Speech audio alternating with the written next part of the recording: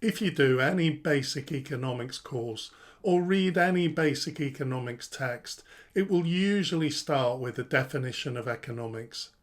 One of the classic undergraduate texts, Begg, Fischer and Dornbusch, kicks off in exactly this way. This is the definition it gives.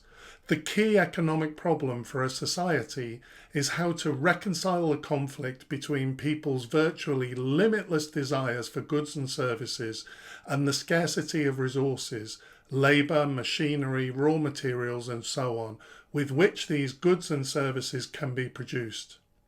In 4 years of studying economics, I did a BA and MSc in the 1980s. I can't ever remember being encouraged to interrogate this definition. Even though we did do some alternative economics courses like Marxism and post-Keynesian economics, we were still working within the same definition. So let's take a close look again at this standard definition. And I think we can identify 4 ideas that are worth challenging. The first thing is the word conflict. Now, I'm a pacifist and I try and avoid conflict at all costs. The solution for me to every problem, the starting place is peace and love. Of course, working with other people, there may be differences of opinion, and so it's necessary to work together. I would emphasize unity, community, communication, new ways of working together. I really believe in the concept of radical equality, no hierarchy, local engagement. In this kind of economic arrangement, there's no need for conflict. It's no longer a competition. This idea in the basic definition of economics is that conflict with each other is a necessary thing, that we should focus on getting our needs met like it's a race, and it encourages a very individualistic approach. Capitalism actually needs people to be selfish in order to function. It can only function if there are losers. We're encouraged to go beyond our needs. We're encouraged to allow our wants and desires to flourish, to never be satisfied, to never have enough, always wanting more. Now, John Lennon said, "Give peace a chance," and it doesn't sound so crazy when he sings it, does it? But if I was to suggest an economy based on peace and harmony rather than conflict, some might accuse me of being a bit of a hippie, of kind of woo-woo economics, that it's not realistic. But of course, that's what capitalism wants you to think. It wants you to think that there is no alternative. I really think there is an alternative. I'm a socialist. I believe in radical equality. And I believe that we're fundamentally spiritual human beings. From this position, this attitude to life, I'm not in competition with anyone. I like the concept of service, the focusing on service to others, the idea of to give is to receive, do to others what you'd like done to you.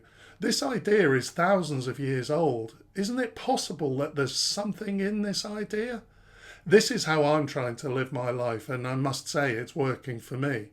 It's clear as well that capitalism is not making people happy. Even the winners under capitalism, many people are not happy. There's really high levels of anxiety and depression, high levels of stress. Competition in markets is brutal, and it's all about conflict. So the first idea is to challenge the idea that there has to be conflict. The second idea we can challenge is limitless desires, limitless wants. Again, capitalism needs us to have unlimited wants. It needs us to be not content, always needing more. Economic growth needs ever-increasing consumption. There are alternatives: cooperative economics, gift economies, the circular economy, foundational economics, green economics.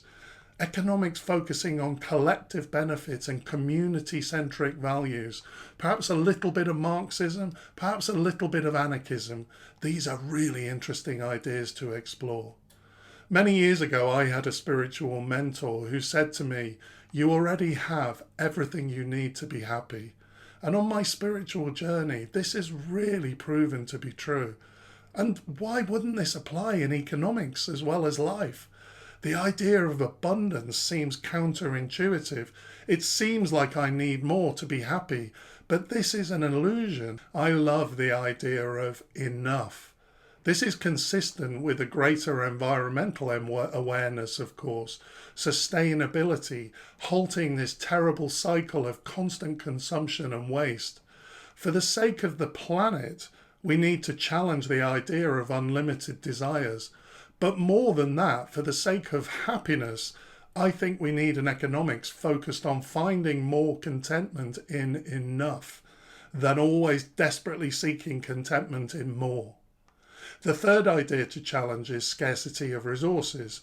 Now, it's true that in a physical material sense, there is a finite amount of material resources, but I think we can challenge this in two ways. First, in an environmental sense. If we think of sustainable lifestyles with innovation, sustainable energy, the 3 Rs, reduce, reuse, recycle, there's more than enough resources on this planet to sustain all of the human race. There's a second way in which we can challenge scarcity in a more spiritual sense. Not religious. What I mean by spirituality is non-materialistic. Everything I need to be happy is inside me. Happiness is found within, I think. It's an illusion that things on the outside make me happy. I believe that happiness is a non-material concept, and it can't come from material things. Love, peace, serenity, I find these inside of myself. I find these by giving and sharing with others, an infinite resource. Finally, the fourth idea to challenge is the concept of labour as a resource. Capitalism treats human beings as a commodity, just another scarce factor of production.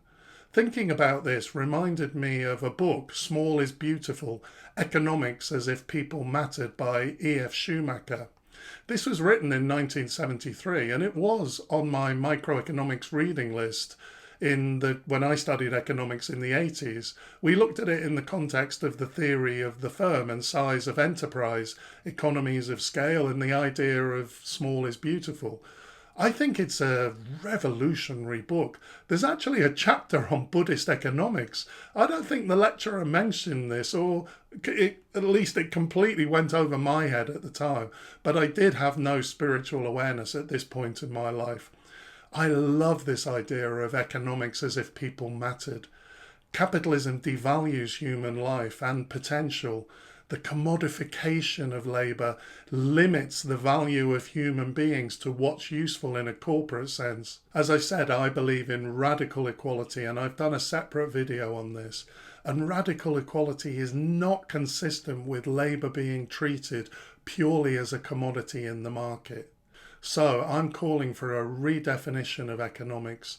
We need to address contemporary global issues like inequality, poverty, environmental degradation, and technological change. In a bigger sense, there are issues around the meaning of life, of happiness. We need to challenge the limits that orthodox economics imposes.